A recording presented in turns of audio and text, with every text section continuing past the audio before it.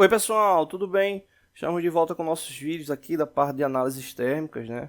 A gente hoje vai estar falando sobre calor latente e calor sensível.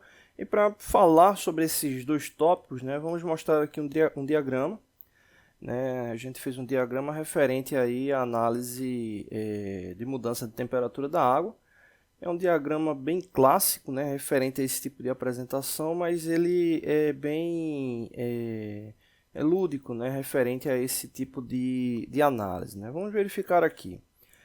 No caso, a gente está observando aqui a água, né, e aqui a gente tem, né, a relação da mudança do estado da água, levando em consideração o aumento da temperatura.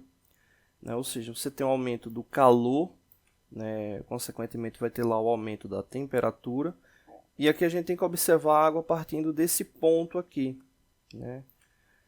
Não necessariamente, obviamente, né? Mas nesse caso aqui do gráfico, vamos analisar ela partindo aí de menos 20 graus Celsius. O que acontece? Menos 20 graus Celsius, a água ela vai estar em estado sólido. Né? Ela vai estar aí como gelo. E aqui eu observo o seguinte, né, de menos 20 até 0 graus, supondo que nesse caso essa água aí ela esteja recebendo alguma fonte de calor, né, capaz de fazer com que ela venha alterar, né, a sua temperatura até chegar aqui aos 100 graus Celsius. Né? Então ela partindo aqui dos 20 graus Celsius, o que acontece é que de 20 graus Celsius até 0, ela continua no seu estado sólido, né? Ou seja, ela continua como gelo. Né? Esse tipo de calor, né, levando em consideração lá a perda de calor especificamente, é chamado de calor sensível. Ou seja, não tem alteração da forma física. Né? O elemento ele vai perdendo ali temperatura, né? Você vai tendo ali a questão do equilíbrio térmico, né? Tomando como referência lá a fonte geradora de calor, mas observa aí que de 20 graus até 0 graus não tem mudança do estado. Né? Então essa aí seria a referência aí para o calor sensível, né? Ou seja, ele está relacionado, né, com a questão da capacidade térmica, né? Que nesse caso corresponde à quantidade de calor, né, que a massa total desse corpo precisa receber ou perder, né, tanto receber como perder, para que sua temperatura venha a variar, né, variar 1 grau Celsius. Né? Então, nesse caso aí, não tem mudança no estado de agregação do material. Né? Então, quando a gente fala de calor sensível, é que não há mudança no conjunto, né? Ou seja, na agregação do material. Aí o que acontece? Quando ela chega nessa fase aqui de 0 graus, né, mesmo ela recebendo calor, observa que nessa parte aqui, Q2, vai ocorrer o seguinte: o gelo ele vai começar a se transformar em água. Só que ele não vai se transformar de forma instantânea. Né? Então, ocorre essa transição, mesmo com a fonte geradora de calor, né, estando ali em contato.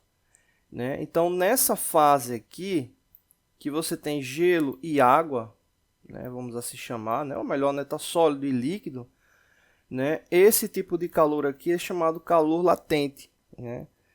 E aí vem a grande questão da diferença de conceito. Quando a gente fala de calor latente, né, a gente tem que entender o seguinte: é referente a essa quantidade de calor que, ao ser fornecida ou retirada, é a mesma lógica, não altera a sua temperatura. Né? Se você observar aqui, essa linha aqui, essa reta, não tem mudança de temperatura, continua aqui com 0 graus Celsius. Mas o que muda nesse caso é que a mudança é no estado de agregação, né? Ou seja, no estado de junção ali do gelo, porque ele começa a ter essa mudança, né, de gelo para a água, né, ou de sólido para líquido. Então, nesse caso, acaba tendo essa mudança no estado de agregação. Né? Então, essa quantidade de calor por unidade, né, nesse caso, unidade de massa, que é necessário para mudar esse estado de agregação. Né? Então, ocorrendo essa fonte geradora de calor, né, nessa seria uma zona de transição, né? Então aí você teria aí vem um detalhe importante que é muito comum aí trazendo aí para a área industrial, né? Toda essa questão aqui, né, ela envolve, né, uma outra variável, né, que não está aqui no gráfico, que toma como referência o que? O tempo, né? O tempo, ou seja, o tempo específico ali para que aquele material ele venha a ter essa transição, né? E aí o que acontece? Esse intervalo de tempo, ele vai ser maior ou menor dependendo da intensidade da fonte de calor, né? Então, um exemplo, se você pega lá um elemento, né, que está lá, no caso vamos falar especificamente aí da água, né? Vamos supor, a água está lá congelada, menos 20 graus Celsius, ela é exposta a uma fonte de calor de 1000 watts, né? Ela vai ter um tempo específico até chegar lá em 100 graus Celsius, né? Levando em consideração aí pressão ambiente normal, né? E não tendo outros tipos de trocas térmicas com outros elementos envolvidos, né? Ele vai ter lá um tempo específico ali para chegar lá a 100 graus Celsius. Se você expõe, né, esse mesmo material, né, esse gelo, aí, exemplo, uma fonte de calor de 2000 watts, né, o dobro ali da potência, né, consequentemente esse tempo ele vai diminuir. Você não tem alteração da sequência lógica, né, de fase, né, mas você acaba diminuindo isso, né, até um ponto que, teoricamente, quanto maior essa potência, menor serão os intervalos e, consequentemente, menos perceptíveis, né? Então, nesse caso aí, ocorre também, se tem essa análise de tempo, que é uma das características que brevemente a gente vai estar calculando. Bom, aqui para finalizar, né, após esse tempo, né, ali com 0 graus Celsius, vai chegar um ponto que ela vai, no caso, o gelo vai virar água completamente, vai entrar no estado líquido e entrando no estado líquido, observa que ele volta a ter calor sensível ali para a troca térmica, né? Já que vai ser água especificamente. Então, vou até apagar aqui para não ficar tão contaminada a imagem. A gente tem basicamente o seguinte, né? Aqui a gente teria, vou colocar aqui como gelo, né? Calor sensível. Aqui nessa zona de transição aqui, a gente teria gelo mais água.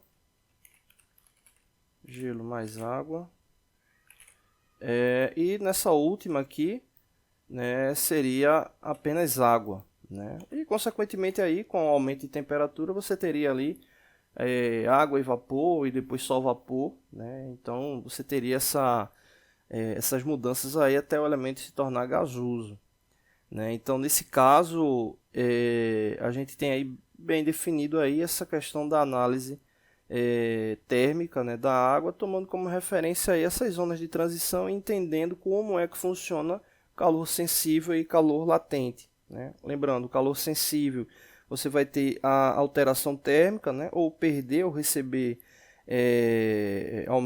ou ter o aumento ou diminuição de temperatura, né? Mas o material estando em um estado único, né, ou seja, agregado, e no calor latente você tem essa questão do material ele não deixar de ficar agregado, né? Ou seja, tem mudança no estado de agregação, né? Então a troca térmica ela vai ter interferência nesse estado de agregação e não na temperatura do material, tomando como referência um intervalo de tempo qualquer, né? Que obviamente vai ser maior ou menor dependendo da intensidade da fonte geradora de calor, tá bom? Então é isso. Né? No próximo vídeo a gente já entra aí com parte de cálculo, né? Então vamos aí até o próximo vídeo. Valeu!